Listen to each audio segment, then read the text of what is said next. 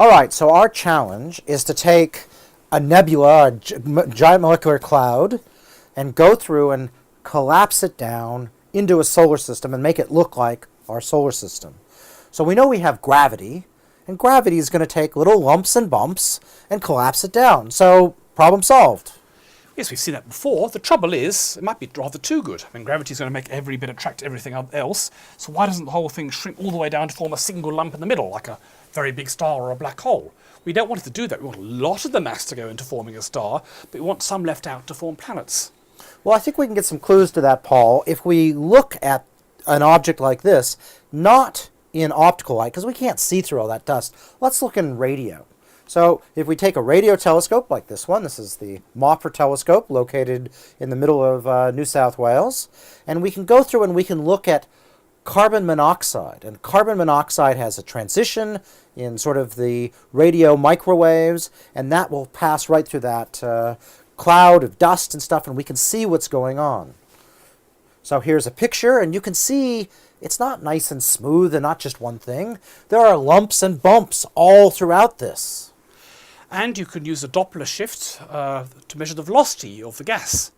And what you've got here is a whole group of spectra pointing at the different clumps over here. So each of these blue boxes is a different clump, and here's a spectrum for all these clumps. And what you can see is if you point to a given clump, you've got some gas at this velocity, some gas at this velocity, a lot of gas at that velocity, whole range of different clumps at different velocities. And these velocities are enormous. We're talking of tens of kilometres a second.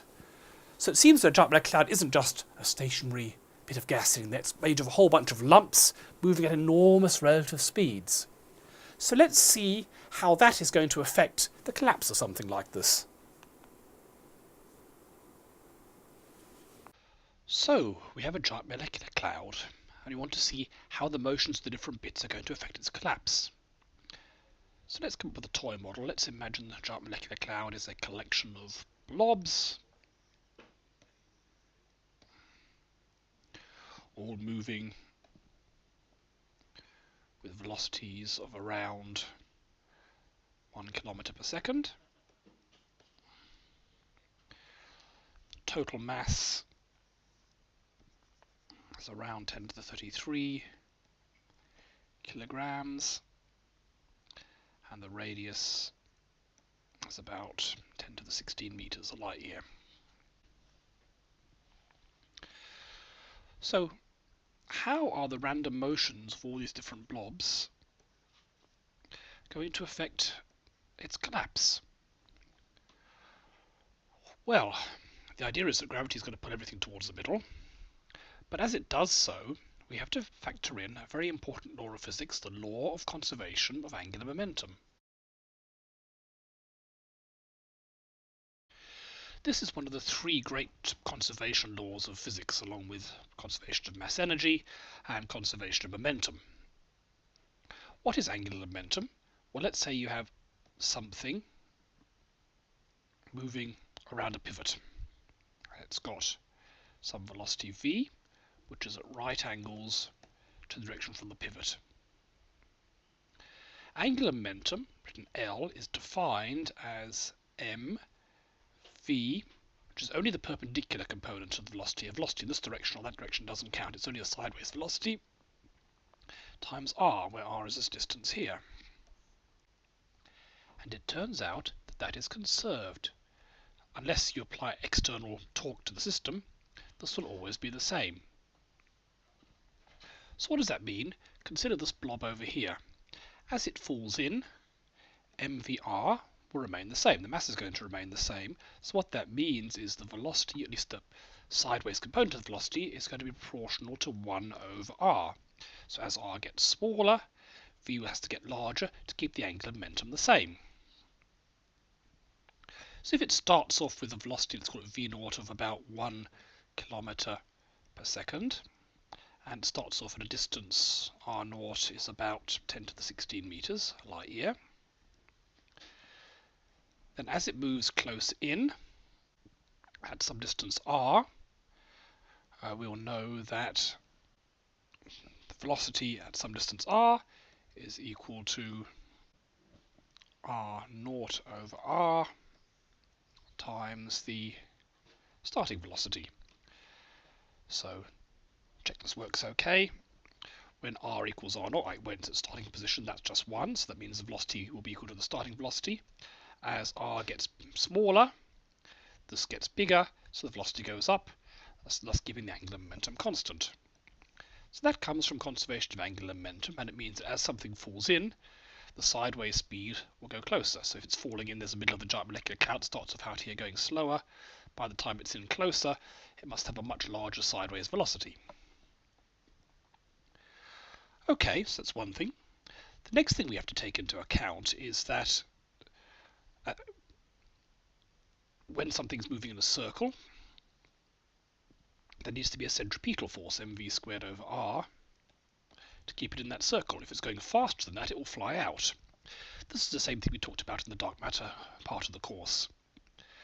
Remember, if you balance gravity against centripetal force, you get the orbital speed, which is v equals root g m over r. So if something is going that fast, centrifugal force will balance gravity and it won't fall in anymore.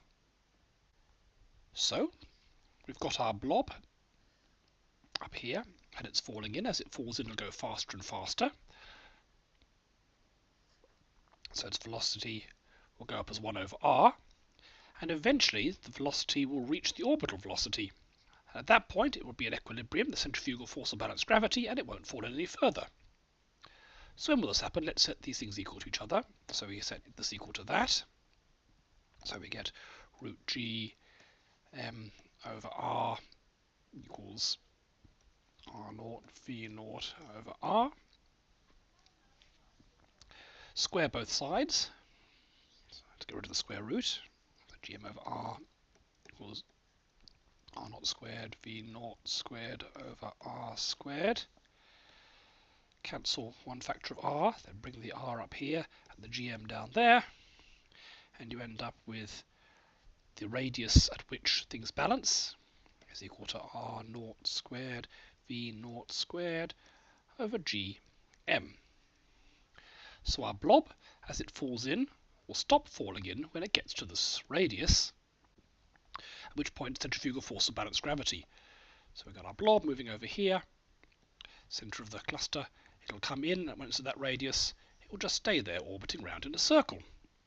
What is this radius? Well, we can plug in numbers, r0 of a light year, v0 about a kilometre per second, the total mass and g, and that comes out as about 1.5 by 10 to the 15 meters.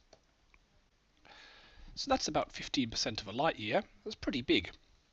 So what that's telling us is if we have our bunch of blobs orbiting round, they will go in quite a bit, but then they'll all be orbiting in different directions depending what their initial velocity was, but they won't shrink any further. This is about 10 times smaller than their starting size, but it's still an awful lot bigger than solar systems, which are about 10 to the 12 meters. It's 1,000 times bigger than a solar system.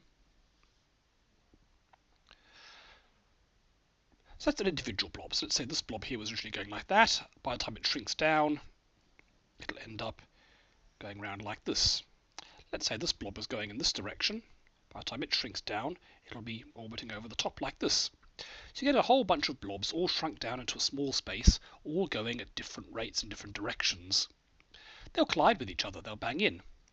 So what will happen is you might have one blob going this way, one blob going that way, another blob going this way, but they'll all smash into each other and they'll average out their speeds. That will partially cancel out the angular momentum, the initial velocity, so eventually it'll shrink down even smaller and they'll all end up with some sort of average motion. So they'll end up as a spinning disk of gas.